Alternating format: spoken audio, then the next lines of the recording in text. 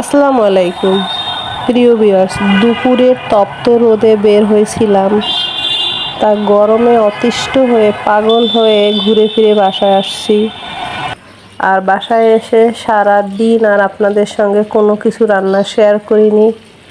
সন্ধ্যার পরে একটু রান্না করতেছি ডিম দিয়ে, পেঁয়াজ দিয়ে আর বেগুন, চিংড়ি মাছ। এই তো, যেহেতু সারাদিন গরম গেছে, শারীরিক সুস্থতাও নেই, অতটা ঝাল মশলা দিয়ে গোশ মাছ কিছুই রান্না করিনি। একটু জাস্ট পেঁয়াজ, একটু জিরে বাটা দিয়ে ডিমের এরকম করে ভাজা করছি। হঠাৎ মধ্যরাত বললে ভুল হবে, 4টা 20, ওইটা তো রাতের শেষ অংশ, আজানের আগ মুহূর্ত। ঝড় বৃষ্টির কবলে ওই যে নিচের বাড়ির টিন উড়ে নিয়ে গেছে।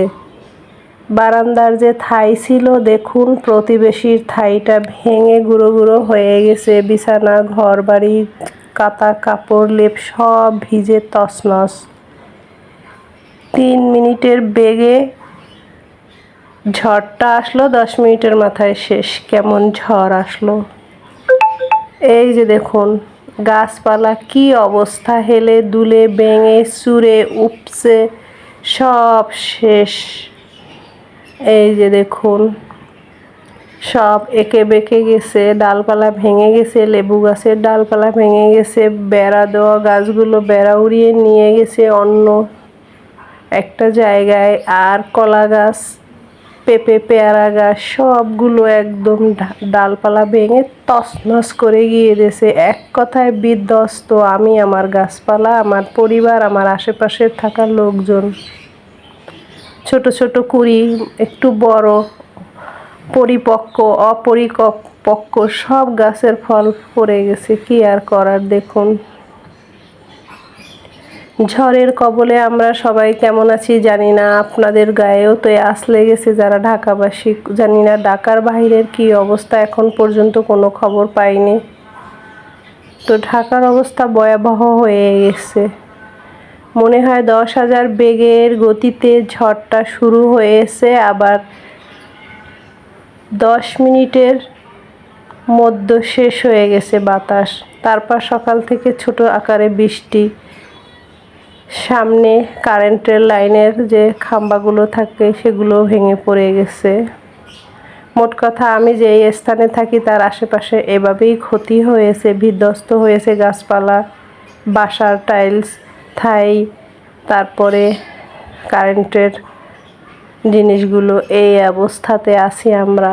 আপনারা কেমন আছেন জানি না। দেখুন কি ভয়াবহ চিত্র। লেবু গাছ ভেঙে একদম ডাল, এই দেখুন ডালটা ভেঙে গেছে। লেবুগুলো কি অবস্থা! রাতের বেলা ভয়ে অতিষ্ঠ হয়ে গেছি। এরকমের ঝড়ো হাওয়ার ভয়ে টিন এই পাশ থেকে ও পাশে নিয়ে গেছে। এই সামনের থেকে দেখুন, এই যে লেবু ঝুলছে, এই লেবু ঝুলছে, হায় হায় কত লেবু! কিন্তু এই একটা ডাল ভাঙছে, এই একটা ডাল ভাঙছে। এই যে দেখুন কি অবস্থা! আর নিচে এই যে পড়ে গেছে লেবুগুলো। এই খুব ভোরে আসিনি, কারণ জোরো হওয়ার আগে শেষে যেতে নেই, এগুলো আমরা ছোটবেলায় শুনছি। যদিও আম কুড়াতাম, কিন্তু শহরে তো সব আমার বাড়ি না, বিভিন্ন লোকের বাসা কেনা, ফ্ল্যাট ভাড়া। আনারসটা ঠিক আছে, কিন্তু হেলে গেছে। তো এই অবস্থা। এই দেখুন এই গাছের লেবু গাছটা ওই যে ভেঙে গেছে। কতটা ক্ষয়ক্ষতি হয়েছে মানুষের! এই যে আখ গাছ, এইটা দেখুন অবস্থা। এই দেখুন এই লেবু গাছটাও ভেঙে গেছে, ওইখান থেকে ভেঙে গেছে। এই যে গাছের গায়ে এই লেবু, ওই যে লেবু। আয় হায় রে!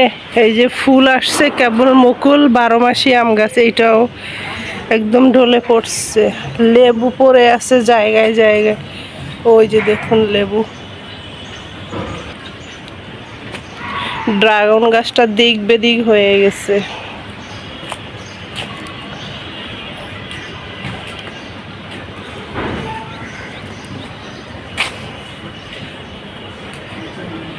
এই গাছের আম সকালবেলা সব পড়ে গেছে।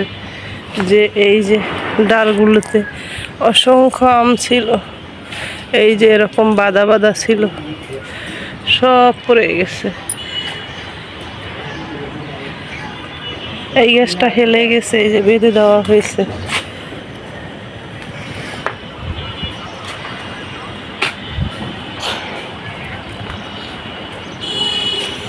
এই যে একটা কুল গাছ, কত কুলের ফুল এসেছে, সব ঝরে পড়ে গেছে, ডাল ভেঙে গেছে।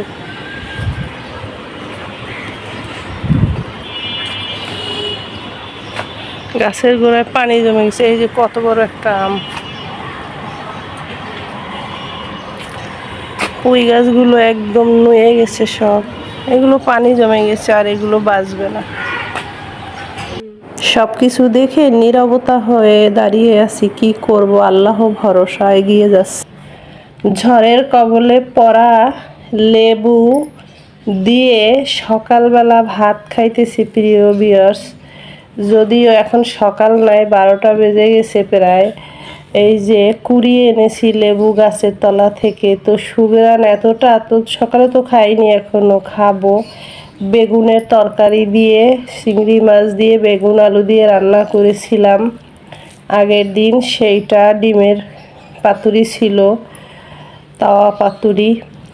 এই যে খেয়ে নিচ্ছি, বিসমিল্লাহ। তরকারিও লাগবে না, এতটা সুস্বাদু এই লেবুর গ্রানটা।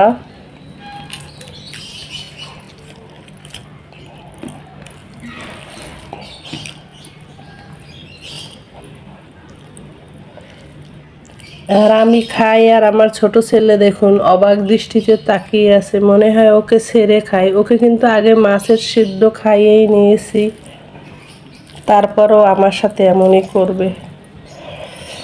সবাই কেমন আছেন জানি না, এই জ্বরের কবলে কার কেমন ক্ষতি হয়েছে, তো দোয়া করি সবাই সুন্দরভাবে কেটে উঠবেন এই বিপদ। উপরে তো থাইটাই ভেঙে গেছে, আমাদের জানালার কাজ ভেঙে গেছে, সবার একই অবস্থা।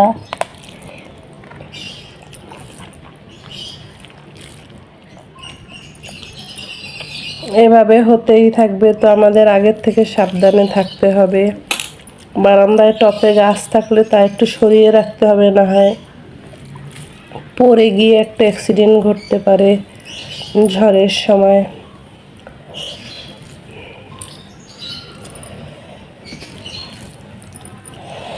লেবুর খোসাটাও খাবো এইভাবে কামড়ে, ওটা কিন্তু খুব উপকারী। তো আপনাদের সুস্বাস্থ্যের কামনা করে আজকের মতো বিদায় নিচ্ছি প্রিয় ভিউয়ার্স। ভালো থাকবেন, সুস্থ থাকবেন, নিরাপদে থাকবেন। আল্লাহ হাফেজ।